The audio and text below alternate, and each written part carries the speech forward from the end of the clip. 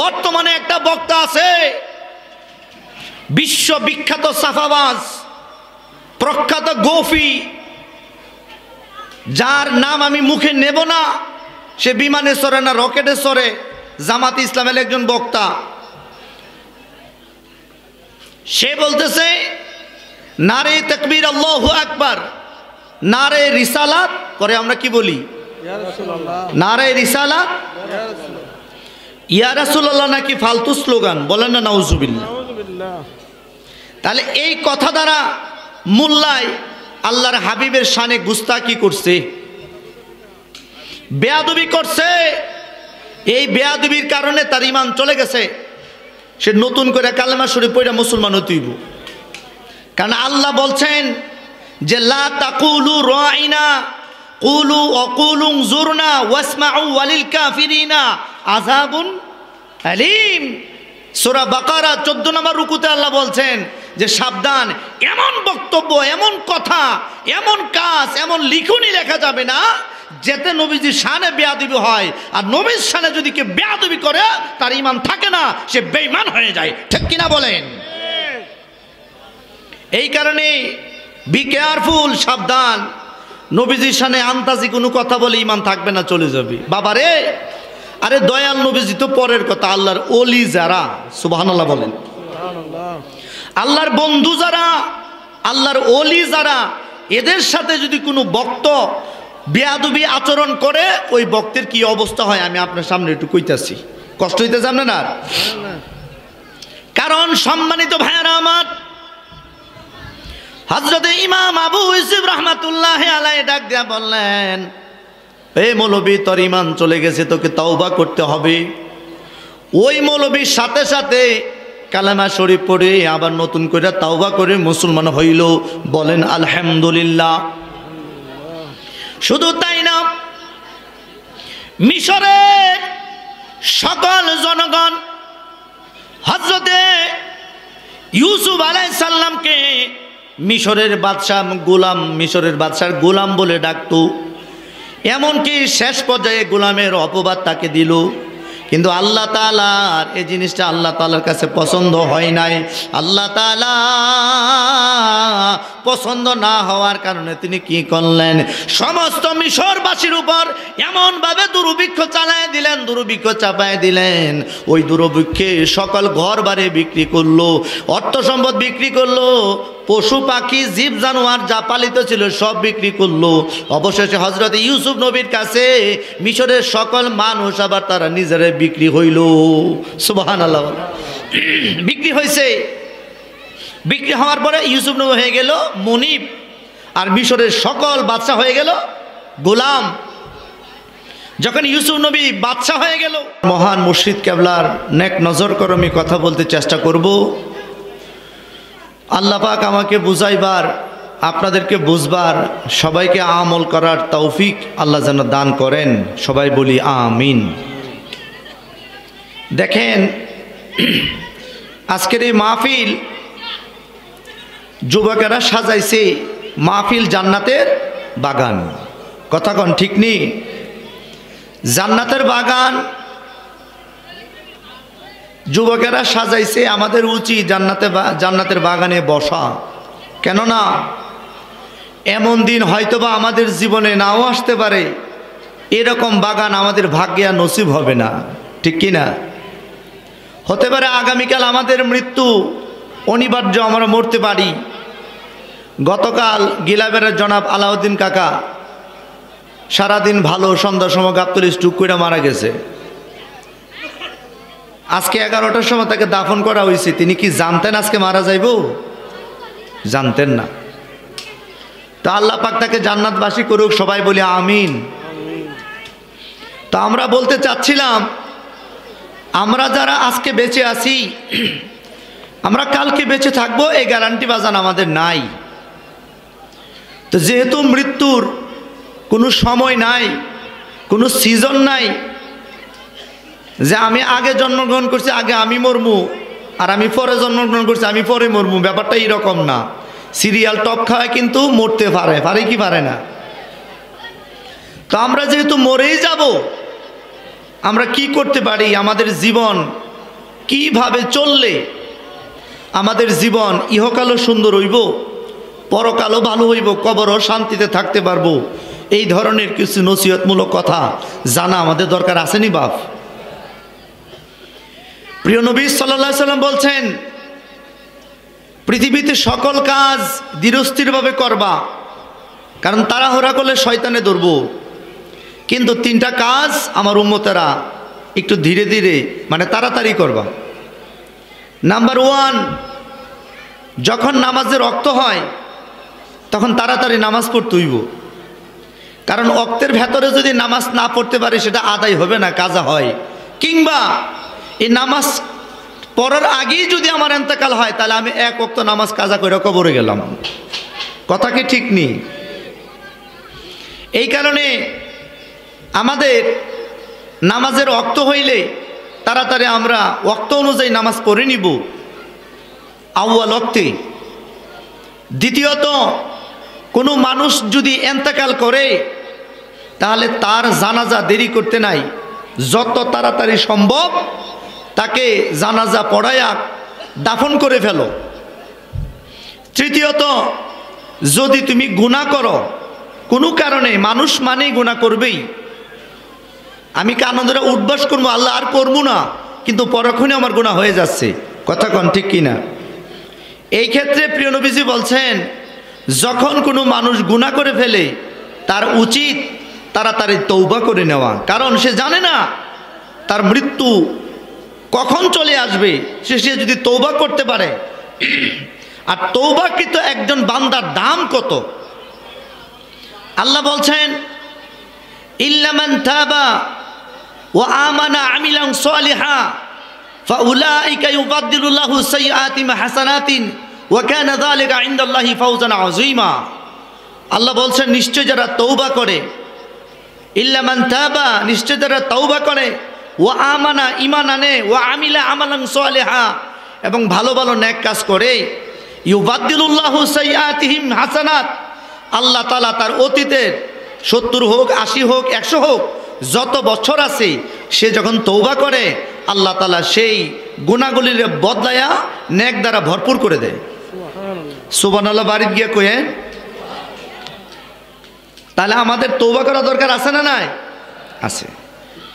দেখেন এখানে অনেক মুরব্বীরা বসে রয়েছে, তাদের জীবনের শেষ পর্যায়ে চলে আসছে। আবার অনেক যুবক পোলাপান তারা বাহিরে মোবাইল টিপতেছে, কারণ এখানকার যুবকেরা না তারা সূর্য উদয় দেখে, না তারা সূর্য অস্ত দেখে। কারণ সূর্য উদয়ের সময় ঘুমায় পইরা, সকালে ঘুমায়, সূর্য যখন উঠে সকালবেলায় 85% যুবক মেবি হতে পারে তারা ফজরের সময় পইরা ঘুমায়, তারা সূর্য উঠা দেখে না। এরকম যুবক আছে না নাই? শুধু যুবক না, এরকম মুরব্বীও আছে 7টা 8টা পর্যন্ত ঘুমায়, 9টার সময় গিয়ে মরজাল বাজারও চা খায়। কেউ আছে না নাই? সূর্য কখন উঠে 3 বছর ধরে কই পারতো না যে সূর্য কোন সময়, সূর্যের চেহারাটা কেমন। আবার এমন অনেক যুবক আছে আসরের পরে মোবাইল নিয়ে বসে, কখন যে মাগরিবের রক্ত হয়, সূর্য কখন ডুবলো হ্যাঁ এটা জানোই না। আছে না নাই? এই কারণে যুবক, তোমাদের পায়ে ধরি বাপ যান, মাহফিলে বসো, কারণ তুমি যুবক হইছো, মরতা না, এই ব্যাপারটা মনে কইরো না। কারণ আজকের যুবক যদি ভালো হয় আমাদের সমাজ শান্তি হবে, ঠিক কি না? চলেন আমার মূল কথার মধ্যে যায়, আমরা মেহেরবানি করে আরেকটু মহাব্বতে দুরূদ শরীফ পড়ি। আল্লাহুম্মা সাল্লি। গ্রামের নাম কি? কোনটা কোনটা? আচ্ছা আচ্ছা। ওয়ালা আলি সাইয়্যিদিনা,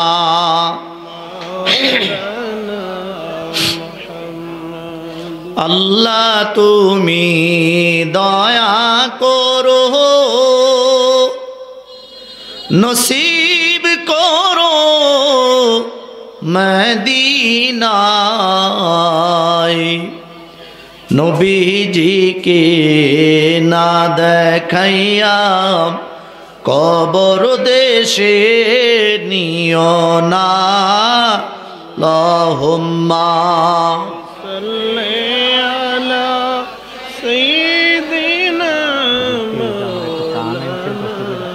পানি কুলে এনে দিব ওয়ালা আলি সাইয়্যিদিনা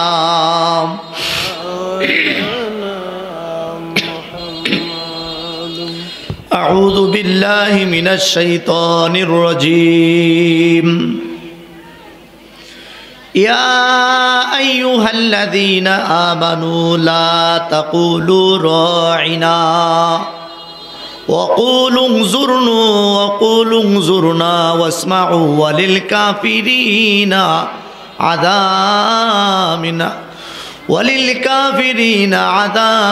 أليم আল্লাহ তাআলা বলেন ইয়া আইয়ুহাল্লাযীনা আমানু হে ঈমানদারগণেরা লা তাকুলু রাঈনা তোমরা সাবধান সাবধান আমার দয়াল নবীজিকে রাঈনা তোমরা বলিও না ওয়াকুলু উনজুরনা বরঞ্চ এই কথা বলো ইয়া রাসূলুল্লাহ আপনি আমাদের দিকে তাকান হুজুর আর আপনি শুধু আমাদের দিকে তাকান ওয়াসমাউ আল্লাহ তাআলা বলেন ওয়াসমাউ তোমরা জেনে রাখো ওয়ালিল কাফিরিনা মিন আযাবিন আলিম আর কাফেরদের জন্য রয়েছে যন্ত্রণাদায়ক শাস্তি এটা পবিত্র কোরআনুল কারীমের সূরা বাকারা 14 নম্বর রুকু আল্লাহ তাআলা বলেন ইয়া আইয়ুহাল্লাযীনা আমানু হে ঈমানদারগণেরা লা তাকুলু রাঈনা সাবধান সাবধান তোমরা আমার রাসূলুল্লাহকে রাঈনা বলিও না এই আয়াত কেন নাজিল হইল রাঈনা শব্দের অর্থ হচ্ছে আমাদের দিকে তাকান আমাদের দিকে তাকান আরবি শব্দ কিংবা আরবের ভাষায় এই রাঈন একটা গালি আরবের মরুভূমিতে যারা রাখাল বেড়া ধুম্বা চালায় তাদেরকে রাঈনা বলা হয় রাখাল বলা হয় মুসলমানদের সাহাবীদের পিছনে বসে বসে সাহাবীরা যখন বলতেন ইয়া রাসূলুল্লাহ রাঈনা ইয়া রাসূলুল্লাহ নবী গো আপনি যে বক্তব্য দিয়েছেন হুজুর এটা আমি বুঝতে পারি নাই হুজুর মেহেরবানি করে কৃপা দৃষ্টি আপনি মেহেরবানি করে আরেকবার আমাদের কথাটা বলেন হুজুর আপনি আবার বলেন সাহাবীরা বলতো হুজুর রাঈনা ইয়া রাসূলুল্লাহ হুজুর আমাদের দিকে তাকান কিংবা আমাদেরকে আবার বলেন আপনি যে কথাটা বলছেন হুজুর প্রথম যে বলছেন আমরা বুঝতে পারি নাই হুজুর আবার বলেন তখন এই জিনিসটারে অর্থাৎ নবীজির অপমান করার জন্যে ইহুদিরা ও সাহাবীদের ভিতরে বসতো ইহুদিদের উদ্দেশ্য ছিল নবীজিকে অপমান করা বলেন নাউজুবিল্লাহ আমি রাসেল আহমদ কাদরি আমাকে যদি আপনি অপমান করেন আপনার গুনাহ হইব আপনার ঈমান যাইতো না মসজিদের ইমাম সাহেব কারি শামসুল ইসলাম আজিজ সুন্নি আল কাদরি তারে যদি আমি গালি দেই এটা আমার গুনাহ হইব আমার ঈমান যাইতো না কিংবা আমি যদি তার শরীরে ধরে কাফারে ধরে টান মারি তাকে হস্তনস্ত করি এটা আমার জন্য বেয়াদবি হইব আমার ঈমান যাইব না কিন্তু কেউ যদি নবীজির কোনো বিষয় নিয়া এমনকি ইমামে আবু হানিফা রহমতুল্লাহ আলাইহি ওনার ছাত্র ইমামে আবু ইউসুফ রহমতুল্লাহ আলাইহি তিনি বলছেন কেউ যদি নবীজির জুতা মোবারকের সাথেও বেয়াদবি করে সেটা কুফরি হয় আর কুফরি করার কারণে তার ঈমান চলে যায় বলেন আল্লাহু আকবার কুফরি করার কারণে কি চলে যায় ঈমান চলে যায় তো ইহুদিরা নবীজির পাশে বৈশা বলতেছেন রাঈনা ইয়া রাসূলুল্লাহ দেখতে ভালো কিন্তু উদ্দেশ্য খারাপ ইহুদিরা বলতেছে রাঈনা আরবি শব্দ হচ্ছে হুজুর আপনি আমাদের দিকে তাকান কিন্তু ইহুদিরা এই উদ্দেশ্য বলতো না রাসূলুল্লাহকে অপমান করার জন্য ইহুদিরা কি করতো রাঈনা বলতো বলেন না নাউজুবিল্লাহ আল্লাহ তাআলা সেটা পছন্দ করেন নাই আল্লাহ তাআলা ডাক দিয়া বললেন হে ঈমানদারগণেরা তোমরা রাসূলুল্লাহকে রাঈনা আজকে থেকে বলবা না তোমরা রাসূলুল্লাহকে বলবা কুলু উনজুরনা ইয়া রাসূলুল্লাহ আপনি আমাদের দিকে নজর করেন হুজুর আপনি আমাদের দিকে নজর করেন এইভাবে তোমরা বলবা, কিন্তু রাইনা শব্দ আমার নবীজির শানে আর বলা যাবে না। দেখছেন সম্মান কোথায়। তারপরে বন্ধুরা আমার, কারণ নবীজি সাল্লাল্লাহু আলাইহি ওয়াসাল্লাম ফিকহিল আকবার, শরহে ফিকহিল আকবরের মধ্যে আল্লামা ইমাম আবু ইউসুফ রহমাতুল্লাহি আলাইহি বলছেন, কোনো মানুষ যদি রাসূলুল্লাহর সাথে বেয়াদবি করে কোনো কথায় কাজে আকীদায়, এমনকি আল্লাহর হাবিবের থুতু মুবারক, দাড়ি মুবারক, চুল মুবারক কোনো বিষয় নিয়ে যদি বেয়াদবি করে, এই লোকটার সাথে সাথে বেঈমান হয়ে যায়। যেমন বাদশাহ হারুনুর রশিদের দরবারে তার মেহমানখানায় মেহমানের ব্যবস্থা করা হইল, তার মধ্যে একটা তরকারি পাকাইছে লাউ। কি পাকাইছে বলেন না, কি পাকাইছে? লাউ। লাউ তরকারি নবীজির অনেক পছন্দ ছিল। প্রিয় নবী সাল্লাল্লাহু আলাইহি সাল্লাম লাউ তরকারিকে এত পছন্দ করতেন, লাউ খাইলে পেট পরিষ্কার হয়, রক্ত পরিষ্কার হয়, কুষ্ঠকাঠিন্য দূর হয়, তারপরে আরো অনেক উপকার আছে লাউয়ের মধ্যে, বলেন আলহামদুলিল্লাহ। লাউ খাইলে আরামের ঘুম হয়। তখন নবীজি যখন লাউ পছন্দ করত, দরবার শরীফের মধ্যে একজন বলল যে লাউ আমার দয়াল নবীজির খুব পছন্দের তরকারি ছিল। এর মধ্যে আরেক মৌলবী উইটা কইতেছে আমি লাউ পছন্দ করি না, বলেন নাউজুবিল্লাহ। নবীজির পছন্দ কিন্তু মোল্লার পছন্দ না।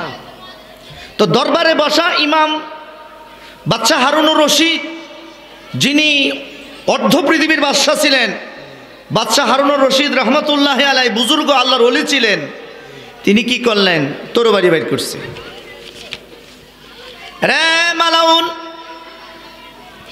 আল্লাহর হাবিব পছন্দ করে, তোর পছন্দ না। রসুলের পছন্দের উপর তোর পছন্দরে তুই প্রাধান্য দিলি, তোর ঈমান নাই। আজকে থেকে তুই বেঈমান, এখন তুই থেকে মুরতাদ হইয়া গেলি, তোর ঈমান নাই, তোর ঈমান নাই।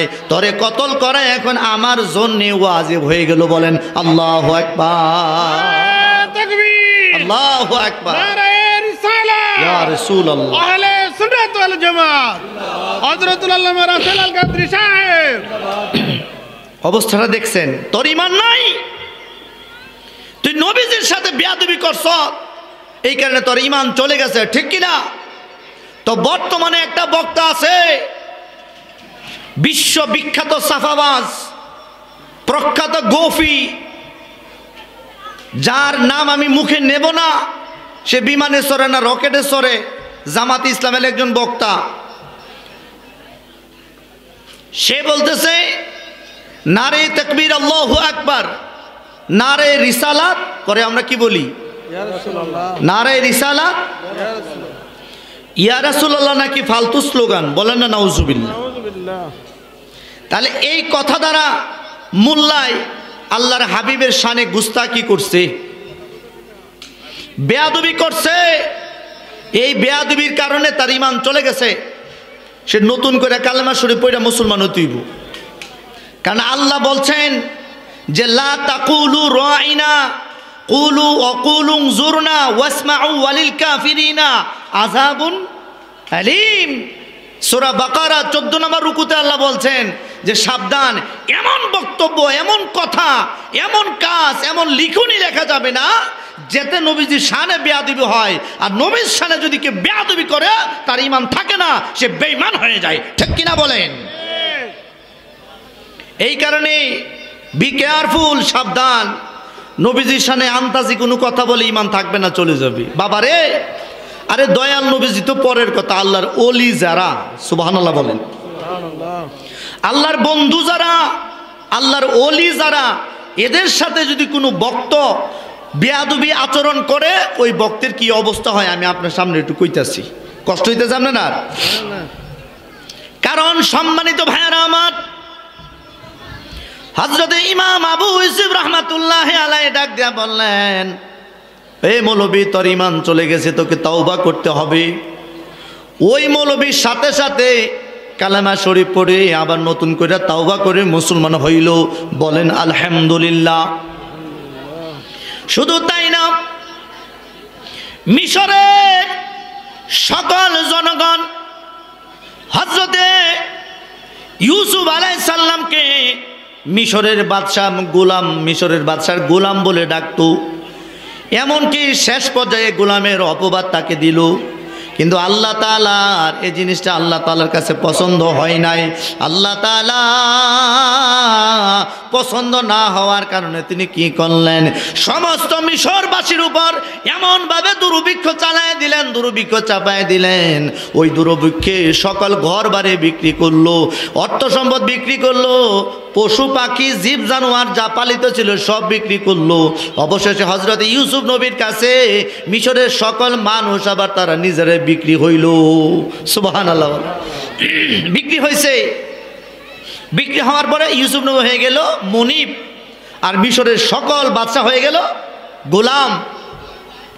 যখন ইউসুফ নবী বাদশা হয়ে গেল, মনিব হয়ে গেল, সবাইকে মুক্ত করে দিলেন।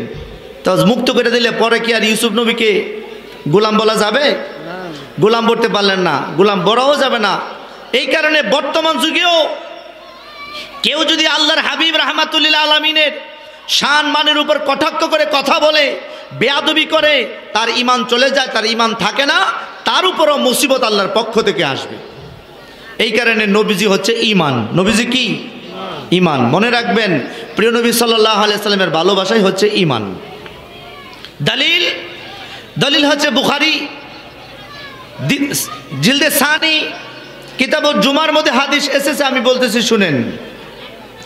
وعن أنس رضي الله تعالى عنه قال أن رجلا قال يا رسول الله صلى الله عليه وسلم متى الساعة قال ويلك وما أعددت لها قال ما أعددت لها إلا أني أحب الله ورسوله قال أنت مع من أحببت زوري زوري بولن سبحان الله।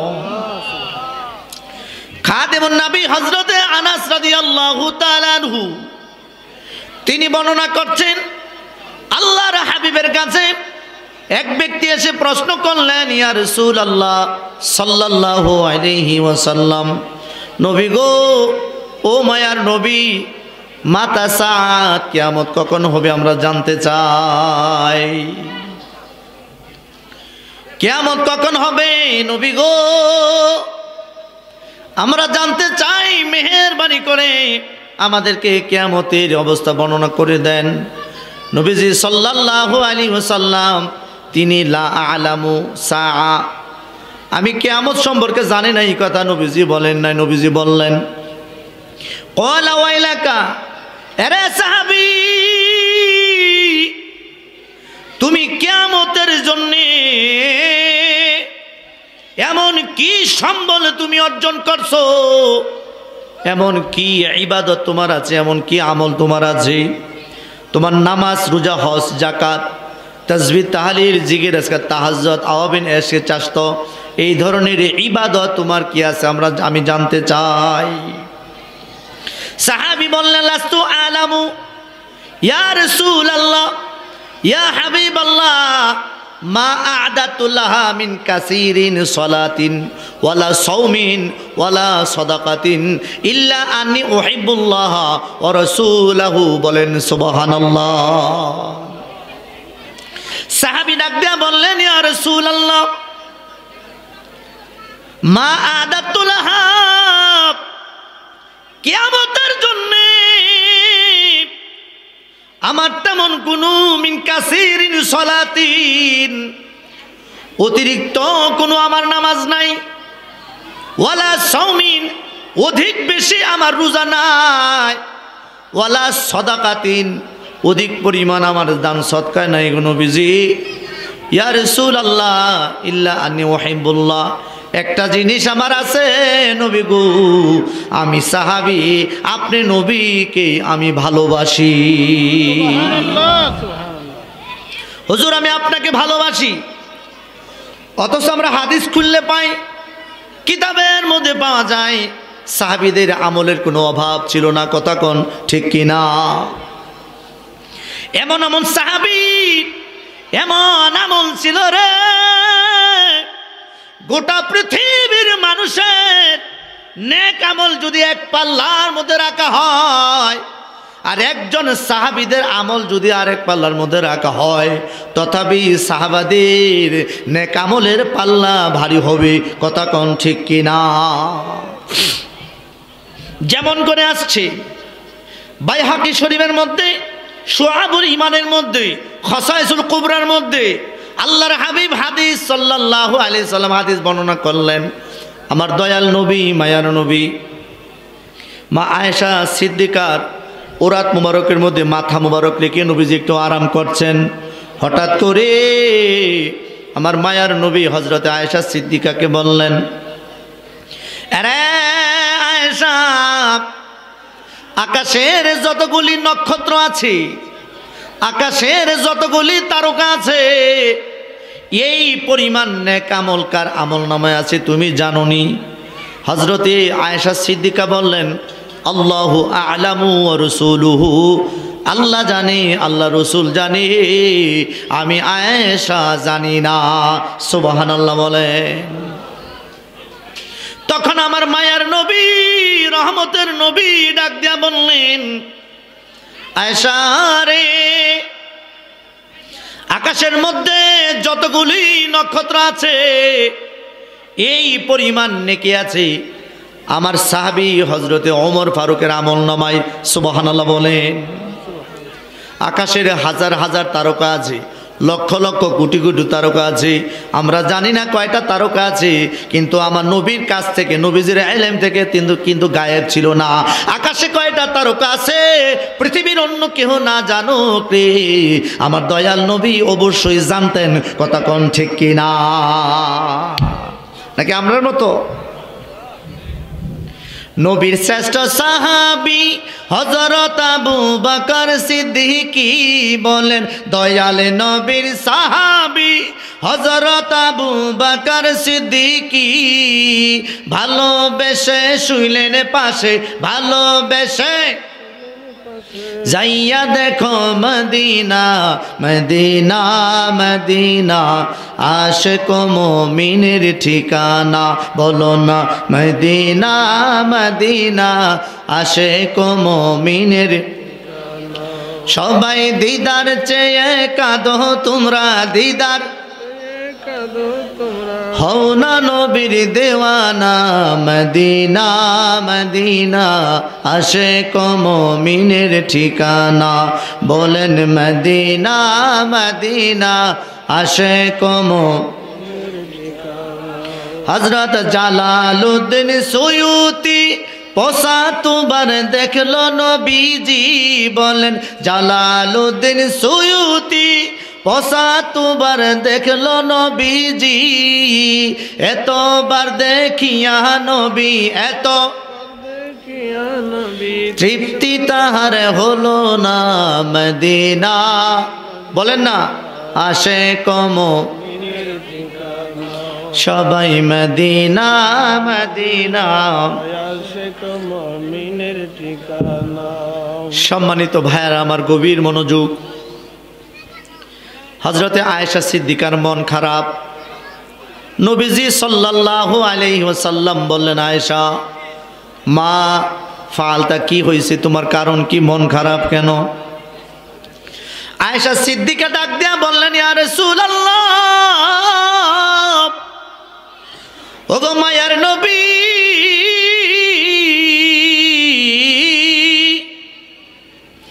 আমার বাবা হযরত আবু বকর সিদ্দিক আপনার হিজরতের সাথী, ইয়া রাসূলুল্লাহ আপনার বন্ধু। হযরত উমরের আমল নামায় যদি এই পরিমাণ নেকি থাকে নবী গো, তাহলে আমার আব্বা হযরত আবু বকরের আমল নামায় কেমন নেকি আছে আমি আয়েশা আপনার কাছে জানতে চাই। নবীজি আমার ডাক দিয়া বললেন, রে আয়েশা, হযরত ফারুক আজম উমর ফারুকের নেক আমল, জিন্দেগীর নেক আমল এক পাল্লার মধ্যে রেখে অপর পাল্লার মধ্যে যদি আবু বকর সিদ্দিকের নেক আমল রাখা হয়, আর যদি মিজানের পাল্লায় সেটা ওজন করা হয়, তোমার আবু বকর, তোমার আব্বা আবু বকরের নেক আমল, এক রাতের নেক আমল ওমর ফারুকের সারা জীবনের আমল সমান হবে। বলেন সুবহানাল্লাহ। কেন? ফারুকে আজম 5 ওয়াক্ত নামাজ পড়ছে, সিদ্দিকে আকবর কি 5 ওয়াক্ত পড়ে নাই? কথা কন। সিদ্দিকে আকবর 5 ওয়াক্ত পড়ছে, আবু বকর সিদ্দিক পড়ছে, ওমর ফারুক কি পড়ে নাই? পড়ছে। তাহলে এত বেশ কম কেন? মনে রাখবেন, ইবাদতের চাইতে সহবতের দাম বেশি। বলেন না সুবহানাল্লাহ। ইবাদতের চেয়ে সহবতের দাম বেশি। এই কারণে রুমি বলছেন, এক জামানা সহবতে বা আউলিয়া, এক জামানা সহবতে বা আউলিয়া, বেতরা সাদ সলে তোয়াতে বিরিয়া। জালালউদ্দিন রুমি বলেন, কিছুক্ষণ সময় ওলি আল্লাহর সহবতে বসা 1000 বছর বেরিয়া ইবাদতের চাইতে আরো বেশি নেকি পাওয়া যায়। কি সুবহানাল্লাহ কইতেন না? কিছুক্ষণ সময় ওলি আল্লাহ সহবতে কিছুক্ষণ বসা, 1000 বছর দাঁড়ায় দাঁড়ায় নফল নামাজ পড়লে যা পাইবেন, শুধু কিছুক্ষণ ওলি আল্লাহ সহবতে থাকবেন তার চেয়ে বেশি পাবেন। বলেন সুবহানাল্লাহ। কেমন করে? বাহজাতুল আসরার একটা কিতাব আছে, লিখন হচ্ছে হুজুর গাউসে পাক মহিউদ্দিন আব্দুল কাদের জিলানী। সেখানে হুজুর গাউসে পাক ওনার একজন খাদেম, এই খাদেমের সবসময় হুজুর গাউসে পাকের খানা তিনি তৈরি করতেন। পিছনে আমি কথাগুলি রেখে আসছি, পরে আমি যাব। খাবার যখন তৈরি করতেন, একদিন তিনি বৃহস্পতিবার কিংবা সোমবার দুপুর বেলায় আল্লাহর ওলি জুনায়েদ বাগদাদী অন্যান্য ওলিগণ হুজুর গাউসে পাকের দরবারে দুপুর বেলা খেতে বসবেন। অনেকগুলি 4-5 জন আল্লাহর ওলি তারা একসাথে বসা। হঠাৎ করে গাউসে পাক তারা বাবুর্চিকে বললেন, এরে বাবুর্চি, আমাদের সাথে তুমিও বসো, একসাথে বৈশা খাবার খাইবা। সুবহানাল্লাহ। বাবুর্চি ডাক দিয়া বললেন, ইয়া গাউসে পাক, আমি রোজা রাখছি হুজুর, আমি রোজা রাখছি। গাউসে পাক কয়, বুঝছি, তুই আমার সাথে বৈশা খা। আবারও ডাক দিয়া কয়, হুজুর আমি রোজা রাখছি। গাউসে পাক কয়, বুঝছি তো, তুই আমাদের সাথে বৈশা খা। 3 বার বলার পরে যখন বলছে রোজা রাখছি, গাউসে পাক নজর করে তাকাইলেন। তাকাইতে দেরি হয়েছে বন্ধু রে, ওই লোকটার সমস্ত শরীর একদম ফুইলা ফুটবলের মতো হইয়া গেছে। বলেন আল্লাহু আকবার। সাথে সাথে যখন রিয়াক্ট করলেন, সাথে সাথে বাবুর্চি হুজুর গাউসে পাকের কদমের মধ্যে ধরলেন, হুজুর আপনি 1 বার নয়, 2 বার নয়, 3 বার আপনি বলেছেন আপনার সাথে বসে খাবার জন্য রোজা রাখছি। বলেছি হুজুর গো, কেন এরকমটা হইল হুজুর আমি জানতে চাই। আল্লাহর সহবতে মানুষের অন্তরাত্মা খুলে যায়, নফসানিয়াত কন্ট্রোল হয়, রুহানিয়াত উন্নত হয়, পাপাত্মা দূরীভূত হয়, সকল ভালো কাজের উন্মেষ ঘটে ওলি আল্লাহ সহবতে। বলেন সুবহানাল্লাহ। এই কারণে ওলি আল্লাহ সহবত ছাড়া বিকল্প কোনো রাস্তা নাই।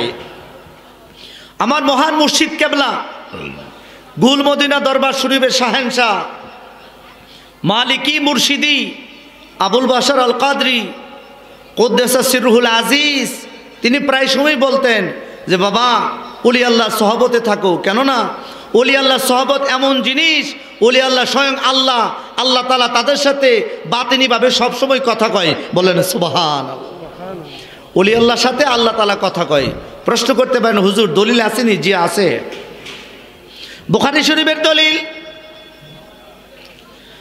দয়াল নবীজি বললেন, ফাইদা আহবাবতুহু কুনতু সামাআহু আল্লাযী ইয়াসমাউ বিহি ওয়া বাসারুহু আল্লাযী ইয়াবসুরু বিহি ওয়া ইয়াবতিশু আল্লাতী বি ওয়া ইয়ামশি বিহি। ফাইজা আহবাবতুহু কুনতু সামাআহু ইয়াসমাউ বিহি ওয়া বাসারুহু আল্লাযী ইয়াবসুরু বিহি ওয়া রিজলাহু ইয়ামশি বিহা ওয়া ইন সালানি লাউতি আন্না। জোরে বলেন সুবহানাল্লাহ। দয়াল নবী, মায়ার নবী রাহমাতাল লিল আলামিন বলেন, ফাইদা আহবাবতুহু, আল্লাহ যদি কাউকে ভালোবাসেন, ফাইযা আহাবাবতুহু কুনতু সামাউহু আল্লাযী ইয়াসমাউ বিহি, যখন সে কান দ্বারা কথা বলে এই কান তার থাকে না, এই কান আমি আল্লাহর হয়ে যায়। ও বাসারুহু আল্লাযী ইয়াবসুরু বিহি, সে যে চক্ষু দ্বারা, সে চোখ দ্বারা যা দেখে এ দেখাটা তার থাকে না, এই দেখাটা আমি আল্লাহ পাকের দেখা হয়ে যায়। বন্ধুরে, ওয়াইদাহুল্লাতি ইয়াবতুশু বিহা, নবী আমার বলে সে হাত দ্বারা যা ধরে এই হাত তার থাকে না, এই হাত আমি আল্লাহর হয়ে যায়। ওয়ারিজলাহু ইয়ামশি বিহা, আর যদি কোনো ব্যক্তি কোনো আল্লাহর হলে যে পা দ্বারা হাঁটে এই পাতা তার থাকে না, এই পা আমি আল্লাহর হয়ে যায়। বলেন সুবহানাল্লাহ। অর্থাৎ তার প্রত্যেকটা কাজ কথা তার অন্তরাত্মা এর ভেতরে আমার আল্লাহ পাকের বিরাজ হয়। বলেন সুবহানাল্লাহ।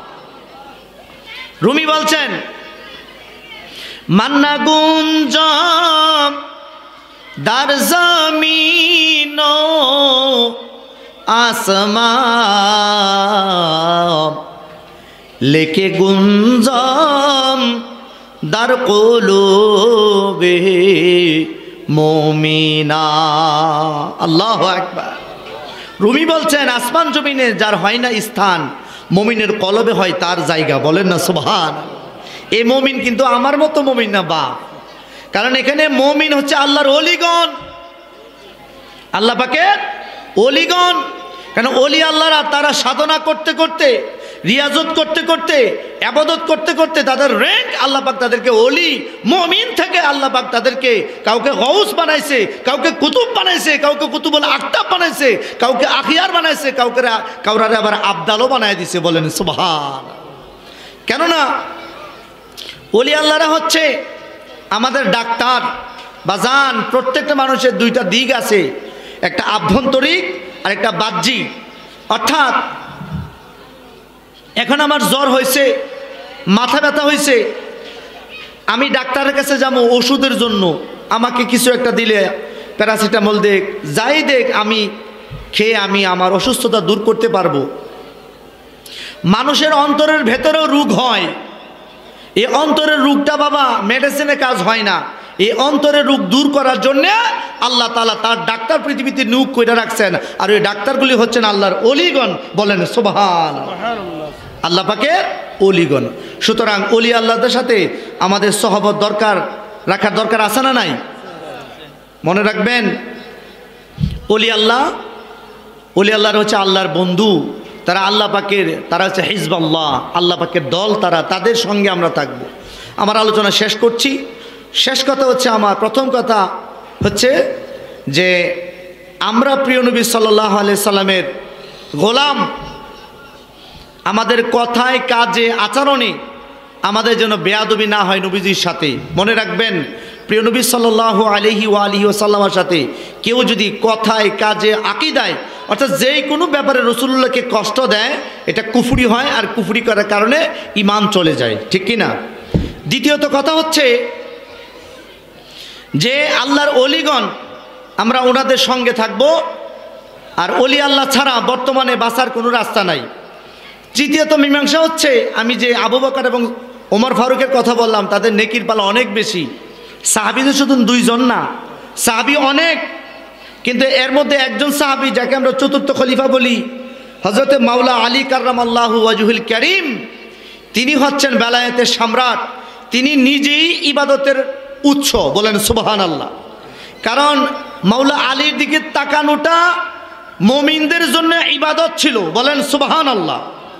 মাওলা আলীকে এই কাতারে নিয়ে আসা যাবে না, তিনি আলাদা একটা সেক্টর, সেখানে খুব সেন্সিটিভ ব্যাপার। আজকের কথা বলছি না, আমার পাশে একজন বক্তা রয়েছেন, আমি আপনাদের এলাকার সন্তান, আমি যতটুকু চেষ্টা করছি আমি কিছু কথা বলার জন্য। আল্লাহ পাক আমাকে সহ সবাইকে আমল করার তৌফিক দিয়ে সবাই বলি আমিন।